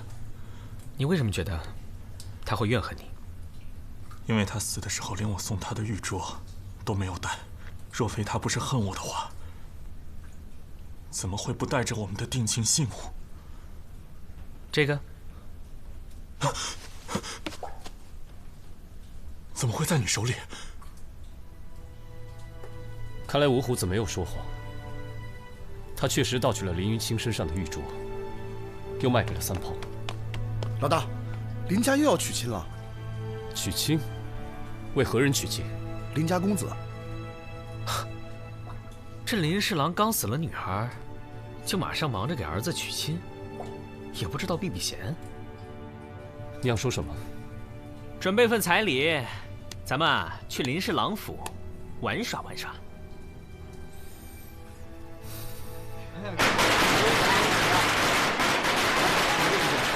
恭喜恭喜啊！恭喜！吃好喝好，吃好喝好啊！慢用。怎么样？好。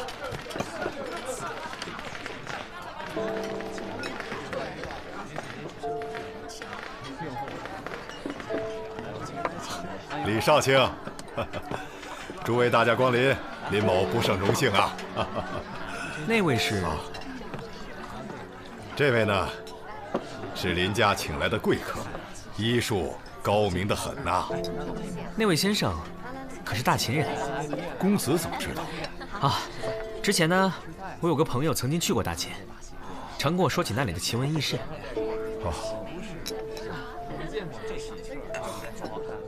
各位，请慢用。慢用。哟，您就是上官紫苏吧？哎呦，我呀，早就听说上官姑娘有礼又识大体，是难得一见的奇女子啊。没想到今日一见呀，果然是名不虚传啊。您不知道我的名号吧？我姓王，混号红线。哎，林家公子他们那个亲事啊，就是我结的，还有林姑娘的。上官姑娘，林姑娘生前，你给她提过亲？是啊。什么时候的事啊？其实啊，这都是不到1年的事情。当时啊，本来林侍郎他是应允了的，可还没过1个月呢，这林姑娘突然就病了，把这事儿给推死了。你说人家不同意，我也不能强求，不是吗？我这白操劳了几个月，什么也没得着。不过还好，这林家呀，除了有个闺女，还有个公子，不嫁呀也得娶呢。林姑娘是什么时候病的？我想想啊，哦，林姑娘啊，病在秋天，那就是去年9、10月的事。是啊，这林姑娘啊，病了以后就再也没见她出过门。不成想啊，这林姑娘病得这么重啊！这一病就病了6、7个月，原来如此。哎，你还不去给主人家敬杯酒？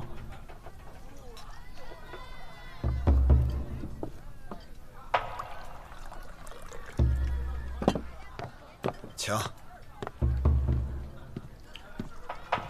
啊，李侍郎，敬你一杯。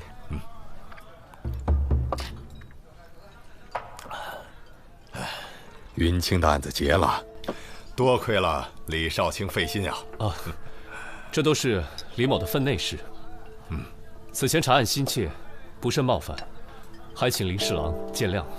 好，这是什么话？今日是林家大喜之日，你专程前来庆祝，那些不快之事，就让他去了吧。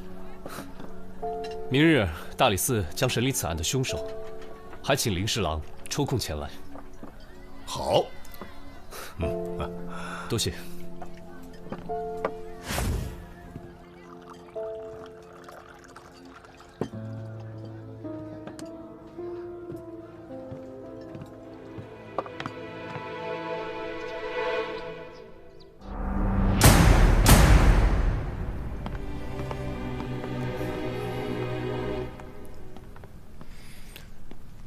林侍郎，请坐。请问李少卿，凶手在何处？林侍郎，先坐下吧。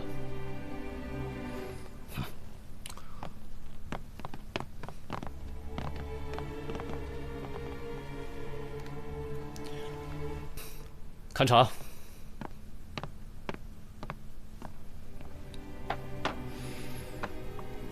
林侍郎，请用茶。这是什么意思？如此恶人，你不严惩，反而让他奉茶。李承义，你为何如此戏弄老夫？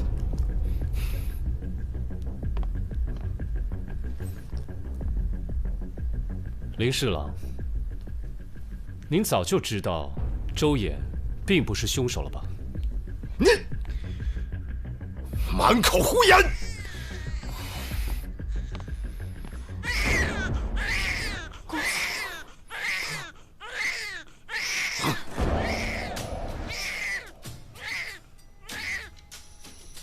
林侍郎，其实杀死林云清的不是周衍，而是您吧？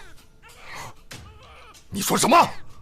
其实早在1年前，您就发现了云清与周衍之间有私情。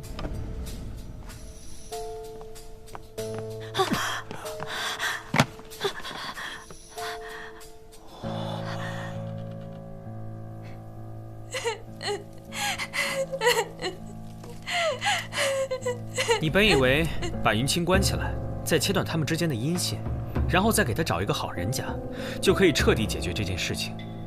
但你没想到的是，云清早已珠胎暗结，所以才不得不悔婚。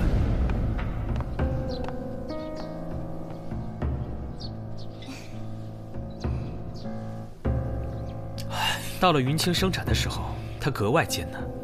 为了保住孩子，您请来了大秦的大夫。云清腹部伤口足有半尺长，该是为了取出婴儿而不得已割开的吧？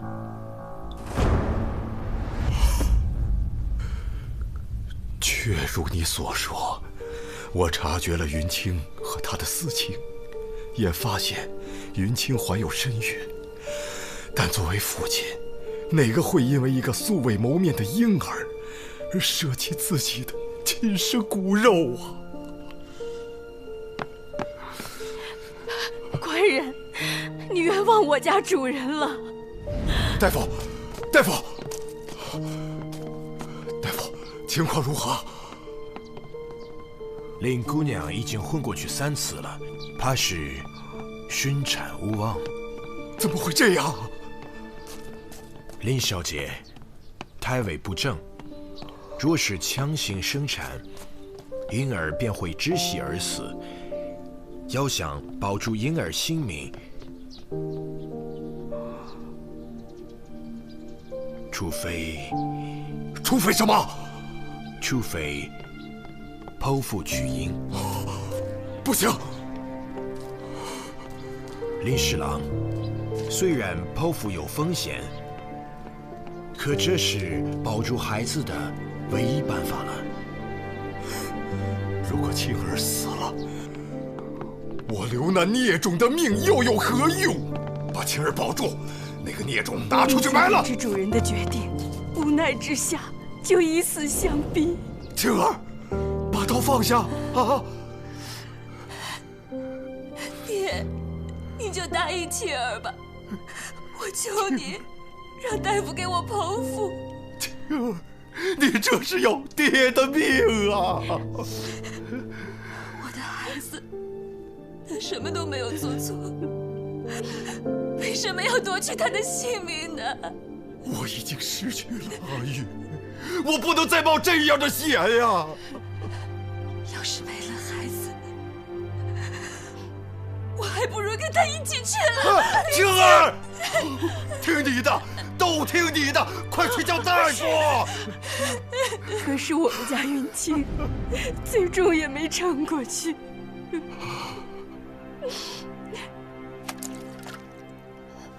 妈，我现在能懂娘的心情了。要是再让我选择一次，悔的，你跟孩子都会平安的，你听到了吗？你告诉父亲，就说妻儿不孝，只可惜我没法陪孩子长大了。云清，云清，云清。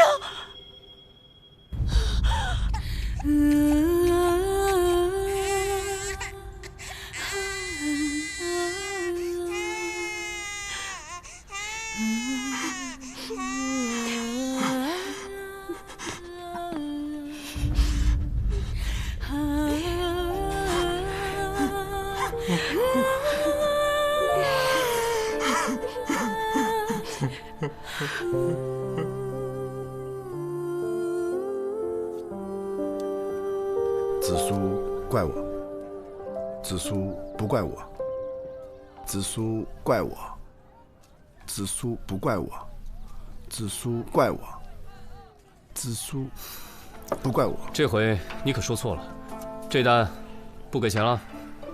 唉，我早就该想到的，能把女儿跟定情信物一起下葬，这父亲就不会那么狠心杀自己的女儿。说起来，那林府的婴儿你是怎么偷出来的？林侍郎如果不是看到孩子，恐怕也不会那么容易松口。谁说这是林家的女儿了？啊？我看隔壁王婶的外甥年纪差不多，就借过来用一下。那林云清的女儿呢？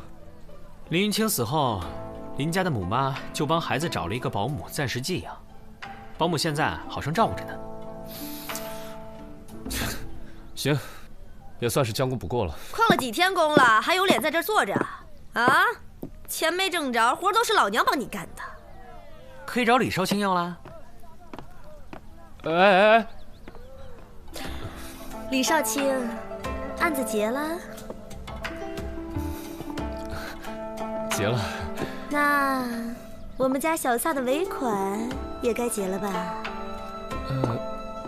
大理寺那边还有要事，先走一步。别走啊，李少卿！不怪我。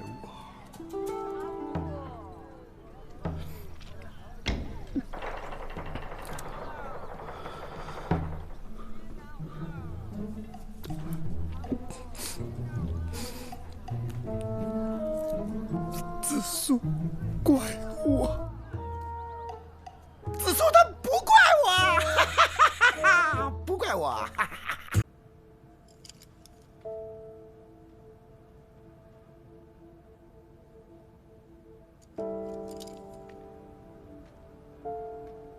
程烨，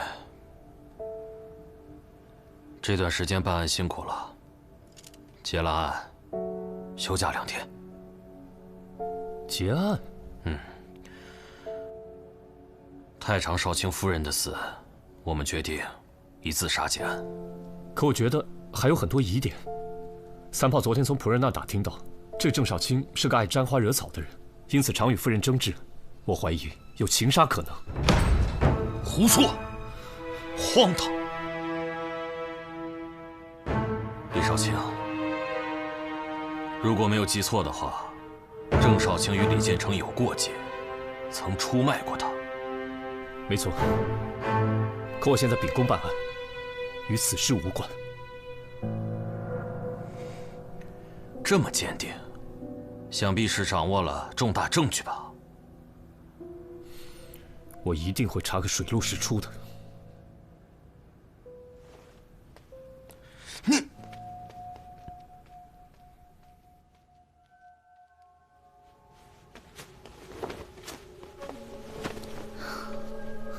有什么新发现吗？这么着急找我来？你看这尸体。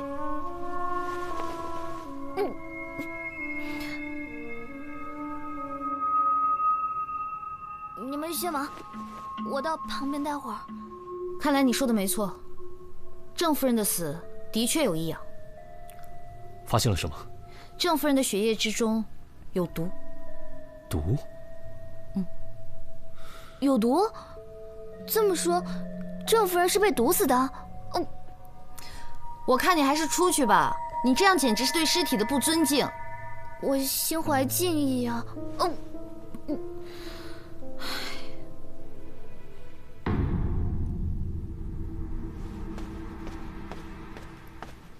呀，紫苏姑娘在呢。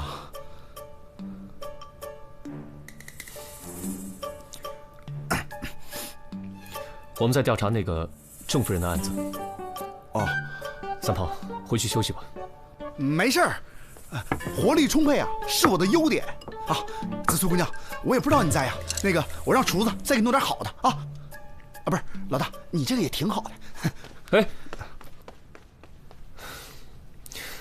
咱不管他，接着刚才说的，如果郑夫人体内有毒，那么不排除她摄取的食物中有慢性毒药的可能。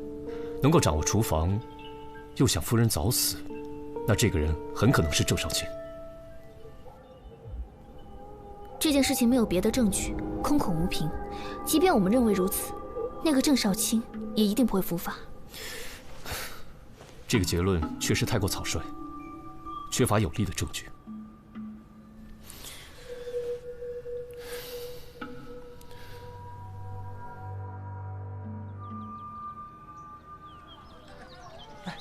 客户慢走啊！啊，有空常来啊！四娘放手，放手啊！再这就掉了，轻点行吗？哟，还知道疼啊？知道疼，给我坐下。能不疼吗？我就这俩耳朵，这只被揪掉，以后人抽一只耳啊！好肥的一张脸，好毒的一颗心。少跟我废话！今天我们就来算算你在这儿给我欠下的总账。你要给我算账？你是谁？我不认识你，你不是我的好四娘。我还是好四娘，但我不是你娘。上个月初7打碎碗碟5只，初9偷吃野山参2根，15偷吃贡品3盘，前天折断筷子3根，今天打破水缸杀死小强1双。小强是谁啊？缸里的鱼啊。四娘，我知道我欠你太多太多，可既然你要让我还钱的话，你能不能告诉我你急于用钱的理由？不能。那我不还。东街有最新的彩妆上市，这个浪潮我不能不赶，现在已经供不应求。我要买面脂和罗带，但是罗带超贵，所以我必须找你讨回所有的欠款，明白了吗？如此美艳之人，用了虚假之物做甚？太上少卿夫人离奇死在了山崖下，怀疑是情杀，跟我去调查。哎呀，死人死人死人，关我屁事啊！跟我出去破案。我不去，我要休息。如果你不去调查杀人赚钱，我就杀你。走。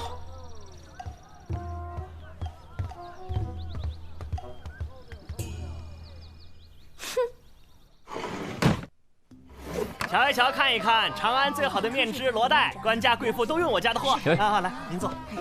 三毛，你不去长安来这里做什么？挑选一款适合您的，您看看啊。你不懂。从东市买的，等着。买这么多呀？漂亮。来，哎，姑娘，我跟你商个事儿啊。我大哥。哦。就那边那个。哎呀，他吧，就专门喜欢把女人的胭脂啊、口脂啊往脸上抹，怎么？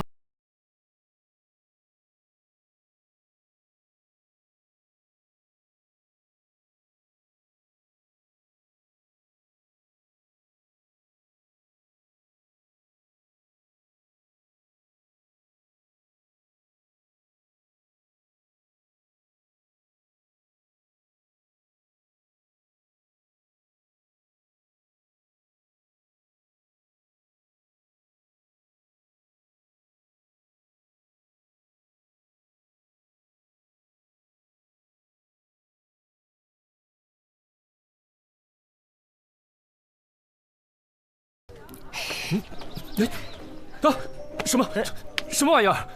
嘿，漂亮。哎，我说，你们这胭脂挺火的，跟别人家有什么不同之处啊？我们家这胭脂啊，不仅可以往脸上抹，还可以当口脂。来，我给你试一下。不用了，我要了。钱找他。您快点坐下，到您了。我欠的账就不用还了。您二位，给。谢谢啊！来，坐。给您看一下这一款，这一款很适合您的肤色。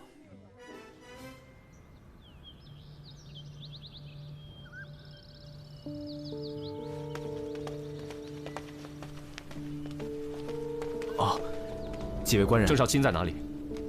啊，主人天亮才回，昨夜是在平康坊过的夜，现在还在卧房休息。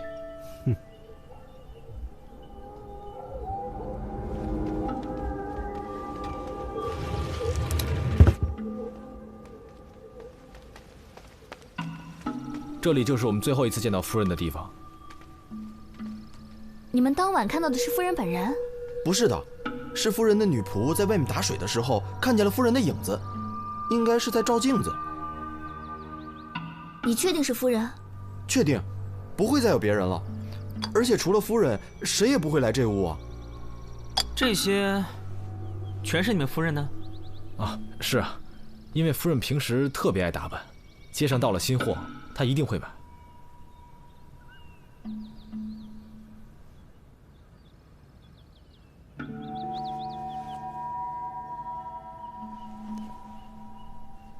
这也是你们家夫人的？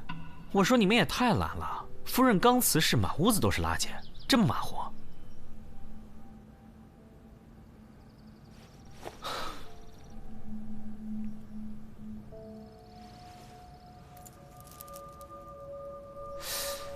这个发簪有点意思啊，子苏，你看款式啊，这个发簪应该是平康坊小泉家青楼的饰品。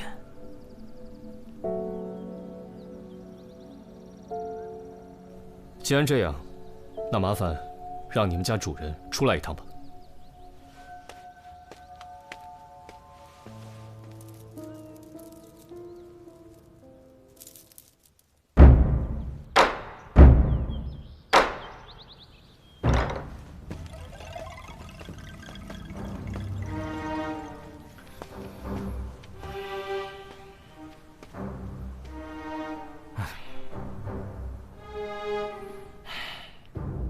官人们怎么又来了？我夫人自杀一事已经结案了，可是你们总是让我想起丧妻之痛。请你们不要再揭我的伤疤啦！伤疤？我怎么觉得你过得还挺自在的？昨夜还跑到平康坊寻欢，不是吗？这叫丧妻之痛。官人有所不知，我是过于悲痛，才只好去买醉。家里到处都是依兰的身影，我一回来，她的音容笑貌就一直浮现在我的脑海里，我心痛。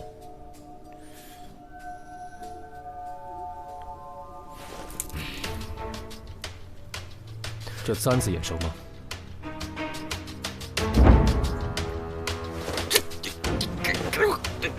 给我！这是青青的发簪，怎么会在你这儿啊？少给我装傻！我不知道啊！你常年流连青楼，与夫人心生龃龉，你又长期在饭中下毒，致使夫人毒发身亡，抛尸燕子崖。你血口喷人，李治，不就是因为我出卖过你爹吗？还想狡辩？跟我回大理寺，走！等等，你放手！李少卿，我突然想起来，我有句话要跟你说，一会儿再抓人。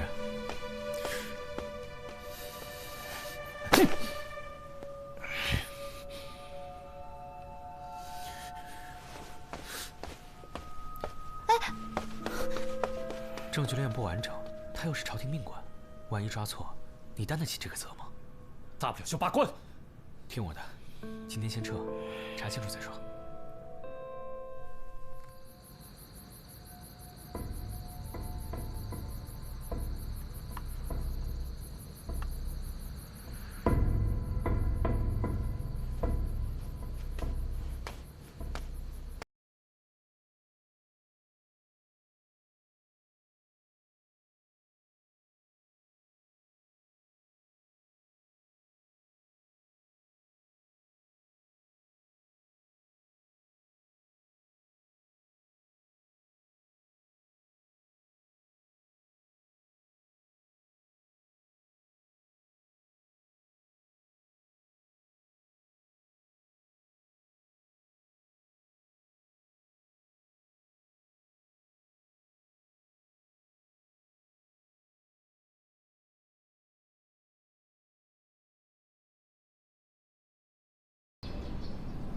上书右丞夫人于昨晚离世，现场无目击证人。